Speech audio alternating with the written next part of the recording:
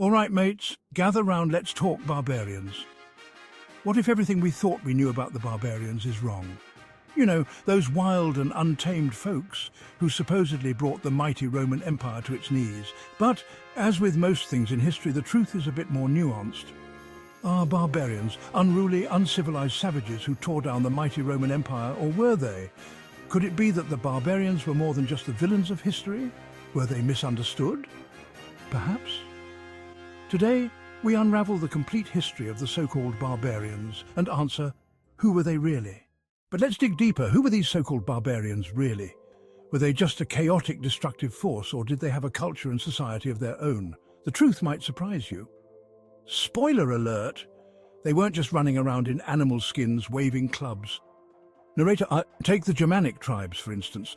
Far from being mere savages, they had intricate social structures, laws, and even trade networks. The Celts, they were renowned for their art, metalwork, and complex mythology. And the Huns, they were master horsemen and strategists whose influence stretched far beyond mere raiding.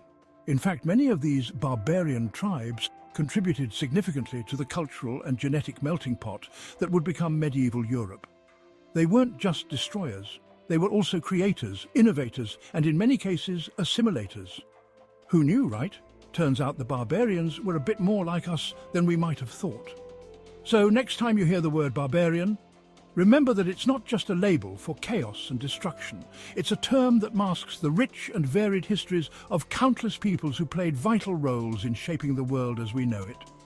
Stay tuned, because in the next section, we'll explore how the so-called barbarians not only survived but thrived, leaving an indelible mark on history. Their stories are far from over, and their impact is still felt today. Now, the barbarians are often blamed for the fall of Rome, but was it all their fault? Spoiler alert, Rome was already falling apart long before they got involved. Plagued by bad leadership, economic woes, and an overstretched military, Rome was like a Jenga tower on its last legs. The Goths just gave it a little push. It's like the Goths walked into a party and Rome was already passed out on the couch. Let's break it down. The Visigoths, led by Alaric, famously sacked Rome in 410 AD, but they were more like opportunists than the sole cause of Rome's downfall. The city was already weakened by internal strife and external pressures. And then we have the Vandals, who invaded and sacked Rome in 455 AD. Their name even became synonymous with wanton destruction. But again, they were capitalizing on an already crumbling empire. So, while the so-called barbarians played their part, they were more like the final straw rather than the primary cause. Rome's decline was a complex process involving many factors, both internal and external. These tribes, often labeled as barbarians, not only survived but thrived, leaving an indelible mark on history. Their stories are far from over, and their impact is still felt today. So, who were these barbarian tribes? Well, let's meet some of the big players. First up, the Visigoths, famous for sacking Rome, but also known for establishing their own kingdom in Spain. Then we've got the Vandals, who famously gave us the word vandalism. Thanks, guys. Next, the Huns, led by Attila, the Scourge of God, who nearly gave the Roman Empire a final knockout. And finally, the Saxons and Franks, who decided to take a more peaceful approach, settling down in what we now call England and France. Think of them as early real estate developers. They didn't just invade, they settled and built their own kingdoms. But their story doesn't end there. These tribes, often labelled as barbarians, not only survived but thrived, leaving an indelible mark on history. The Visigoths in Spain laid the groundwork for what would become a unique cultural and political landscape. The Franks, under leaders like Charlemagne, shaped the very foundation of medieval Europe. The Saxons added their own flavour to the British Isles, setting the stage for what would become the United Kingdom.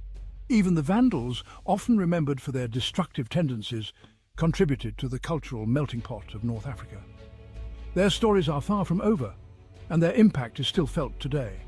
From language to law, from architecture to art, the so-called barbarians were more than just invaders, they were nation builders. So, the next time you hear the word barbarian, remember they were not just destroyers but also creators, and their legacy is woven into the very fabric of our world. Their legacy is a testament to the complex and multifaceted nature of history, and that's something worth remembering. Revisiting the past often means rewriting history, and our understanding of the barbarians is no exception. For centuries, they were painted with a broad brush, uncivilized, ruthless and destructive. But modern scholarship is shedding new light on these fascinating cultures. As we've seen, the Visigoths, Vandals, Huns, Saxons and Franks were more than just invaders, they were nation builders. Yet it's important to acknowledge how our perception of them has evolved. In recent years, historians and archaeologists have unearthed evidence that challenges old stereotypes. Advanced metallurgy, intricate artwork and sophisticated governance structures reveal that these tribes were anything but primitive. Take the Visigoths, for instance. Their legal code, known as the Codex Euritianus, was one of the most progressive of its time, influencing future European laws.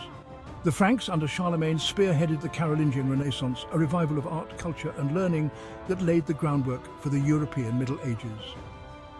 The Saxons contributed to the rich tapestry of British history, blending their traditions with those of the Celts and later the Normans, and even the Vandals, often vilified for their sacking of Rome, were instrumental in preserving Roman culture in North Africa. In essence, these so-called barbarians were instrumental in shaping the world we live in today. They weren't just footnotes in Roman history, they were pivotal characters in the grand narrative of human civilization. Their legacy is a testament to the complex and multifaceted nature of history, and that's something worth remembering. The term barbarian itself is a relic of Roman propaganda, used to dehumanize those who were different. But when we look beyond the Roman perspective, we find a rich tapestry of cultures that contributed significantly to the world. The Huns, for example, were not just fearsome warriors. They had a complex society with a rich tradition of horsemanship and archery, influencing the military tactics of many future civilizations. The Vandals, often remembered for their sack of Rome, actually established a kingdom in North Africa that became a center of learning and culture. They preserved many aspects of Roman culture and even contributed to its continuation. The Saxons, merging with the Celts and later the Normans, created a unique blend of traditions that laid the foundation for modern British culture. Their influence is still evident in the language, laws and customs of Britain today. The Franks, under Charlemagne, not only revived art and learning, but also established a legal and administrative system that influenced European governance for centuries. Their contributions were pivotal in shaping the medieval European landscape. In summary, the so-called barbarians were far from the uncivilized brutes they were often portrayed as. They were complex societies with rich cultures, advanced technologies, and significant contributions to history. So the next time you hear the word barbarian, remember, they were not just destroyers, but also creators. Their legacy is a testament to the complex and multifaceted nature of history. And that's something worth remembering. While we've explored the grand narratives and lasting legacies of the so-called barbarians, what about their everyday lives? How did they live, work and play? Understanding their daily existence can offer us a more nuanced view of these misunderstood cultures. Imagine waking up in a Visigothic village. The morning sun peeks over the horizon as families gather around communal fires to share breakfast. Men prepare for a day of farming or hunting, while women engage in weaving, pottery and other crafts. Children play, mimicking the skills they will one day need to master. In the heart of a Vandal settlement, artisans are busy at work.